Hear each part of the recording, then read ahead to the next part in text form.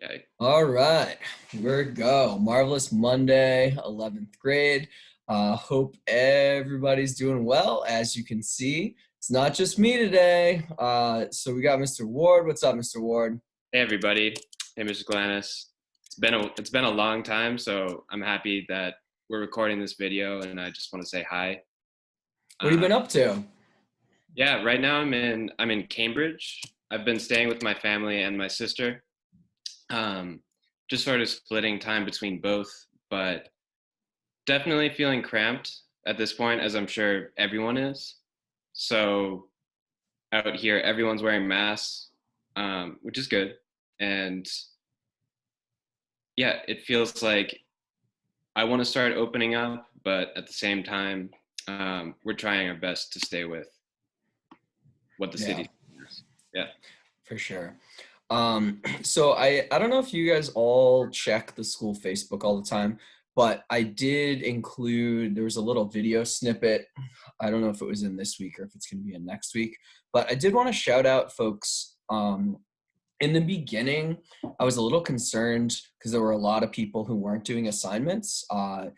After the fourth quarter started, I think people started to realize and recognize that that stuff counts. So I do want to give shout outs to a few people here. The following people completed all three of the first three assignments, which is pretty exciting. I have not gone through the assignments that were due on Friday at the time that Mr. Ward and I are doing this video, but that will be updated possibly by the time you see this. So we have Jalen, both Jalen's, Ziari, Tasha, Taylor, Angles, Trayvon, Aaron, Alani, Faith, Aaliyah, Zion, Natalie, Rochelle, Dillian, Ajalise, Jesse, Desiree, Maddie, Lydia, Yoliani, Ashir, Izanasia, and Nevaeh. So props to all of you for getting it done. For folks who weren't on that list, listen, I feel you. Like, it is not easy to get stuff done. Even if you do have a quiet household and your own space to work, it still can be hectic. I want to remind you guys that with the grading, it's not super stringent, you know? I don't want to say it's a silver lining because I don't know that there's really a silver lining in this, but the work that you're needing to do, we're trying to keep it interesting, but I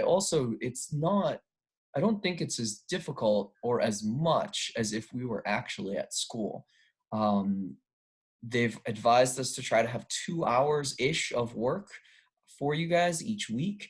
I've been trying, Mr. Ward and I have been working together to try to make that happen. Um, and there's not a ton of writing.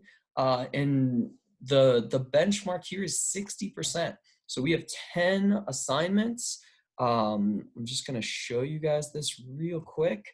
If you're on Power School, I know your Power School probably doesn't look exactly the same as mine, but there's an assignment for each week, all right, from 4/6 up to 6/15, which is the last week of school. So that's 10 assignments. You need to complete 6 of them to get full credit for the quarter, all right?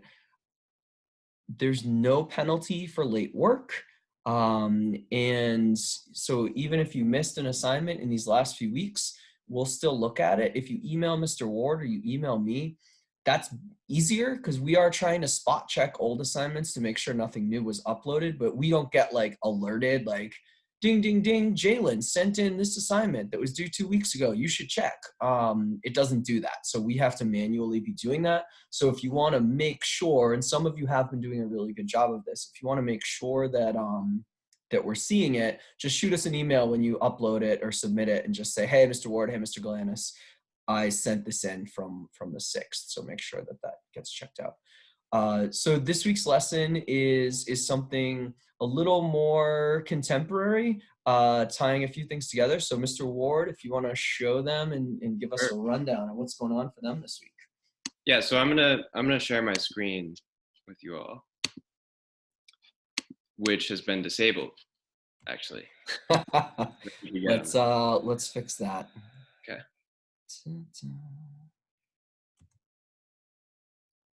This is the excitement of remote learning here, guys. Always learning. Okay, you should be able to share now. Yeah.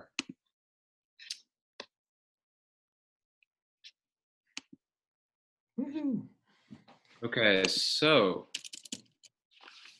as you guys have been watching Eyes on the Prize, me and Mr. Glanis thought that it would be a good idea to look forward to now, or at least the recent past. And this assignment is going to be about another civil rights leader, Barack Obama. So we're asking you to connect what you've been watching in Eyes on the Prize with what you know about Barack Obama. Um, so I'll just go through this assignment, read it for all of you. So in Eyes on the Prize, we've seen a variety of civil rights leaders and their approaches to changing American society. Martin Luther King Jr. is remembered most for his belief in nonviolence and protest. Malcolm X is remembered most for his belief in Black nationalism and using self-defense when African American communities were attacked. So now we're looking at Barack Obama. In this assignment, I want you guys to first write down 3 words that come to mind when you think of Barack Obama. And this could be different for everybody. So close your eyes, get out a piece of paper, and write 3 words down. Then I want you to get onto this video, which is a 60 minutes video interviewing Barack Obama before he became president. So I'll just pull this up real quick. When we went to Illinois near... Yeah. So as you can see, it's about 15 minutes. It's pretty short, but it's got a lot packed in there. So you'll have a lot to work with. Oh, that's good. When I saw 60 minutes, I thought the video was 60 minutes, but it's from the show 60 minutes. It's a good thing to know.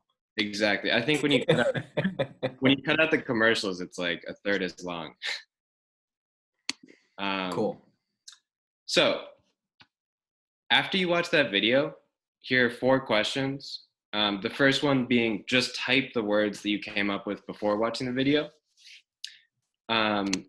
Then we've got 3 real questions after that.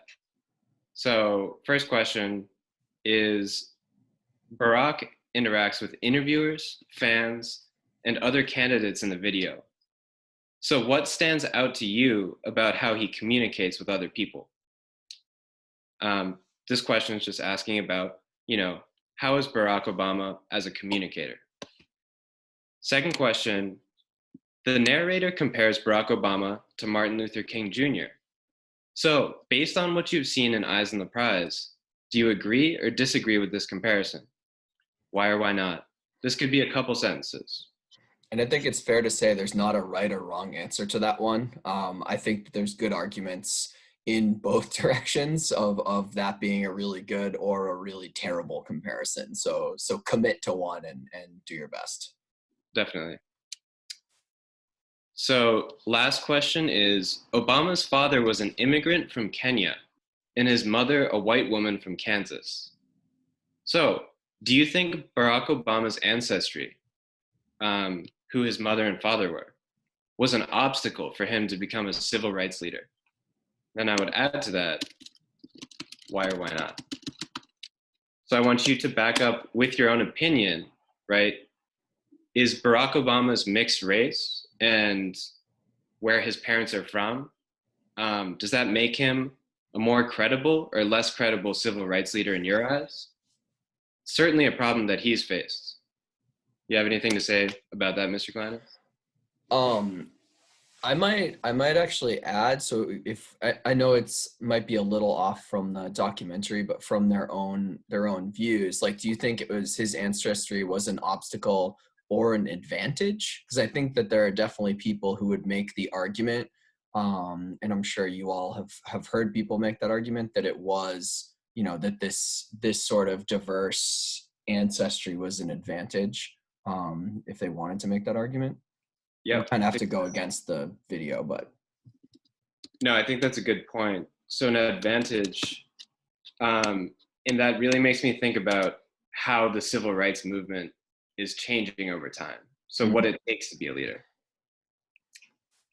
So after you answer these 4 questions, I'll have you move to this page where we've got a graph that is showing the percentage point difference between all adults saying that race relations are generally good or saying that they're generally bad.